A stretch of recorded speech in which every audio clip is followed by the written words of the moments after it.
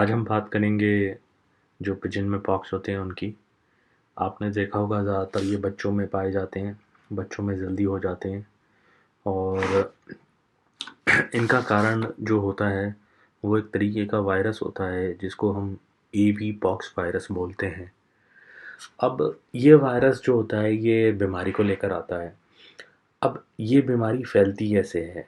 तो ये बीमारी फैलने का कारण जो होता है वो होता है मच्छर या कोई भी अदर एक ऐसी इंसेक्ट जो एक बच्चे पे से बैठ के उसके ऊपर फीड करती हो और फिर जाके दूसरे बच्चे के ऊपर बैठ के फीड करती हो। तो जनरली ऐसा मच्छर करते हैं कि वो एक बच्चे का खून चूसते हैं जो इन्फेक्टेड है, और फिर वो जाके दूसरे बच्चा जो इन्फेक्टेड नहीं है उसका जाके खून चूसना शुरू करते हैं। तो उस केस में ये वायरस फैल जाता है। फैलने के और भी दूसरे कारण हो सकते हैं, जैसे कि एक ही लॉफ्ट में बहुत सारे बच्चों का होना और एक ही कुंडेली में पानी पीना, जो बीमार हैं उनको भी और जो सही हैं वो भी। तो उसके लिए आप अपने जो पानी की बर्तन होते हैं उनको साफ़ कर सकते हैं ब्लीच पाउडर से, या आप एक पोटेशियम परमैंगनेट आती है, पिंकी बोलते हैं जिसको, उसके कुछ चुटकी भर से भी आधी चुटकी भर दाने लेके आप कुल्हेड़ी को उससे साफ़ कर सकते हैं कुंडेली को। तो इससे वायरस फैलने के चांसेस कम हैं। पर अगर ये अमूमन मान लीजिए कि आपके यहाँ वायरस फैल ही गया है और अब आपको उसका क्योर करना है, तो उसके लिए दवाई भी है।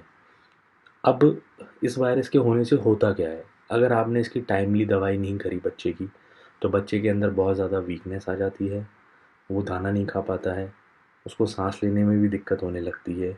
ये दाने आँखों पे हो जाते हैं जिससे उसको दिखना भी मुश्किल हो जाता है, और उसको आँखें आने की भी प्रॉब्लम हो जाती है। इस बीमारी को करीब 2 से 4 हफ्ते लग जाते हैं सही होने में। और ज़्यादातर ये बीमारी आप देखेंगे जब थोड़ा सा वार्म क्लाइमेट होता है, मतलब ना ज़्यादा गर्मी होती है ना ज़्यादा सर्दी होती है, तब ये बीमारी ज़्यादातर फैलती है। तो इसका ट्रीटमेंट बहुत ही सिंपल है, बट हमें सबसे पहले तो सफाई का ध्यान रखना है। तो इसके ट्रीटमेंट बहुत सारे होंगे, सब लोगों की अलग अलग तरीके हैं करने के, बट जो मैंने आजमाया है और जिससे मेरे यहाँ पे फ़र्क पड़ा है मैं सिर्फ उसी की बात करूँगा। तो एक एलोपैथिक दवाई आती है जिसका नाम है ऑगमेंटिन। वो ये बच्चों की दवाई है, किसी भी केमिस्ट में मिल जाएगी, एंटीबायोटिक है बहुत स्ट्रॉन्ग।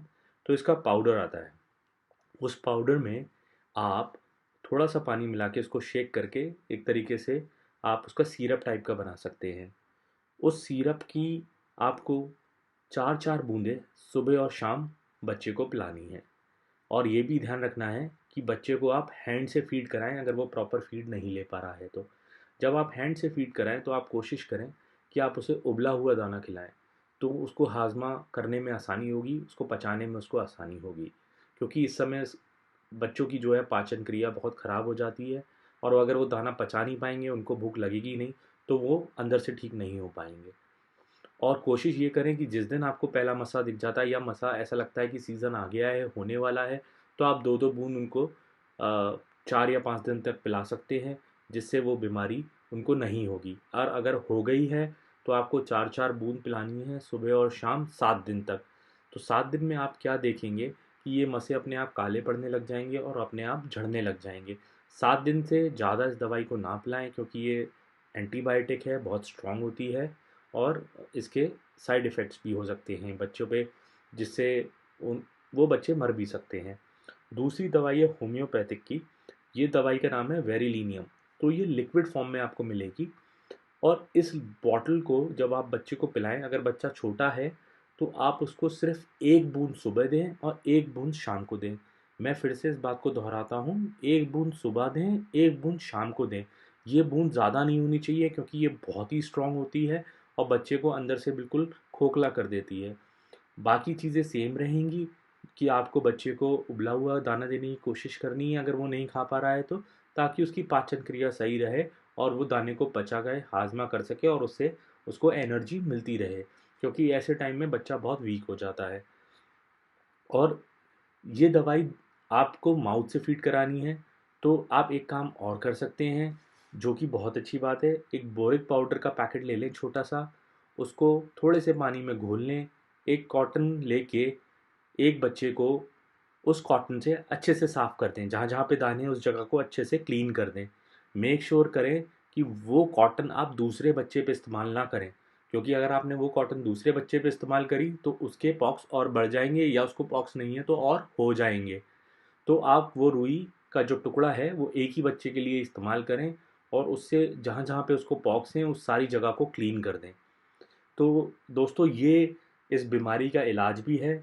मैं दोनों दवाइयों के आपको फ़ोटोज़ डाल दूंगा एंड में, आप देख सकते हैं।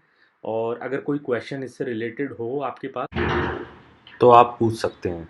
आप मेरे को कमेंट में डाल सकते हैं, और मैं उसका जैसा ही मेरे को मौका मिलेगा मैं ज़रूर जवाब देने की कोशिश करूँगा।